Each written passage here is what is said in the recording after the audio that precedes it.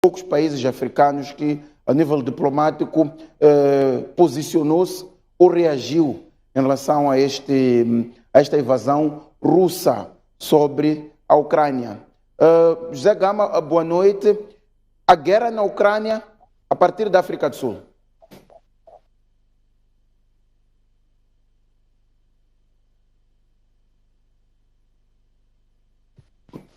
Gama, tem de habilitar o seu microfone. Ok. Está a me ouvir agora? Certo. Perfeitamente. Ok. Pois, boa noite. Dizia que, precisamente hoje, a Rússia e a África do Sul completam 30 anos de relações diplomáticas, embora os dois países já antes tinham relações, porque a Rússia apoiava a guerrilha, a luta do ANC contra o regime do apartheid. E a África do Sul tem tido uma posição de apoio praticamente à Rússia, não está a declarar abertamente, mas nas entrelinhas a posição é mesmo de apoiar a Rússia, porque até a África do Sul e a Rússia fazem parte de um organismo comum, que são os BRICS, e os BRICS fizeram, aliás, ano passado, em setembro, produziram uma declaração em que dizia que os países, em caso de algum evento de agressão, deveriam partir para a via pacífica. E, portanto, a África do Sul vê que Putin praticamente desviou-se dessa linha e está num conflito armado em que está a violar a soberania de um outro Estado. Por outro lado, o presidente Cyril Ramaphosa, semana passada, fez pronunciamentos. Ele dizia que este conflito foi mais longe porque não houve o diálogo entre Biden e Putin. Praticamente, Ramaphosa tentou responsabilizar Biden por este conflito.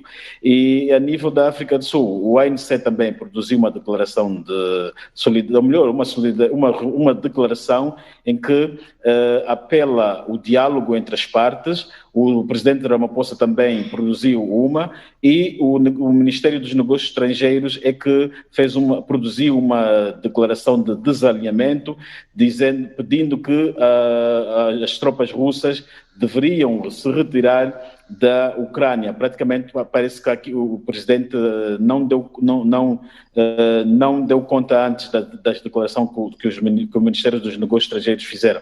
Mas dizer também que hoje a Embaixada da Rússia aqui em Pretória fez sair um longo documento, fazendo lembrar os anos de relações que os dois países têm, praticamente faz lembrar as relações e faz lembrar também que há em curso na Rússia uns trabalhos no sentido de atribuir a uma rua o nome de Nelson Mandela. Praticamente a Rússia está a tentar, não diria chantagear, mas tentar lembrar a África do Sul que tem relações de longa data, que apoiou financeiramente, que apoiou a luta armada dos sul-africanos e que são irmãos, e que neste momento crucial a África do Sul não pode pôr de parte a Rússia. E a África do Sul está, de facto, a corresponder. Dizer também que este conflito já começa também a afetar a África do Sul, porque a África do Sul tem empresas a operarem na Rússia, tem uma empresa de cerveja que praticamente os russos têm 50%, e, portanto, as sanções financeiras ou económicas que a União Europeia está a aplicar com a Rússia vai, de facto, afetar a África do Sul, porque a África do Sul vai ficar privado de ter a comunicação financeira com a Rússia. Também dizer aqui que cerca de 30% da farinha de trigo da África do Sul vem da Rússia e da Ucrânia, e com este conflito a África do Sul vai ficar mais uma vez afetada. Portanto, a África do Sul tem aqui um conjunto de elementos que a colocam numa posição de neutralidade, mas uma neutralidade que fica muito mais perto da Rússia, que é o seu aliado tradicional. Exato. José Gama, muito obrigado pelo seu resumo das dinâmicas que a guerra na Ucrânia estão a criar aí na África do Sul, o posicionamento do país, os 30 anos de cooperação bilateral e o fato da Rússia ter apoiado a África do Sul digamos, na luta contra o apartheid. Muito obrigado e muito boa noite. Da África do Sul, vamos à França.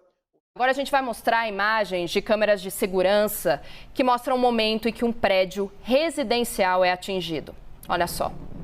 É uma imagem muito forte, talvez uma das imagens mais fortes que a gente tem até agora. Mas segundo o governo ucraniano, foi um míssil que acabou destruindo a lateral do alto de um edifício residencial. A gente está vendo aí, inclusive. O Ministério do Interior do governo ucraniano afirmou que ninguém morreu nessa ação. A gente vê o prédio destruído, principalmente na parte de cima, os andares mais superiores. Vemos aí bombeiros entrando, tentando resgatar, se houver qualquer pessoa ferida, que a gente consegue ver que sim, pessoas estão feridas. Vemos aí o resgate dessas pessoas que estavam dentro desse edifício atingido pelo exército russo. Novamente a imagem. Talvez uma das imagens mais fortes que a gente tenha até agora. Um míssil sendo lançado diretamente contra um prédio residencial. A gente continua com essa mesma situação de outro ângulo. Olha só. É possível ver o momento do impacto por dentro de um apartamento. Novamente para vocês.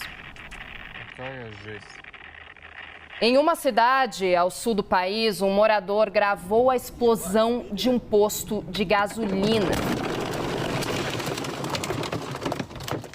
Vocês veem aí, destroços chegam a invadir o carro dele na estrada. No vídeo, é possível a gente ouvir que o homem grita avião em russo. A gente não sabe o que exatamente causou a explosão. Ele grita avião, mas não há qualquer avião que passe nessa imagem, nesse trecho de estrada. Não sabemos se um avião soltou uma bomba que acabou causando essa explosão. O que a gente sabe é que ele grita essa palavra e logo depois o posto de gasolina é totalmente destruído, destroços inclusive caem no carro dessa pessoa. O ministro da Saúde da Ucrânia informou que até agora 198 ucranianos morreram em ações russas, incluindo 3 crianças.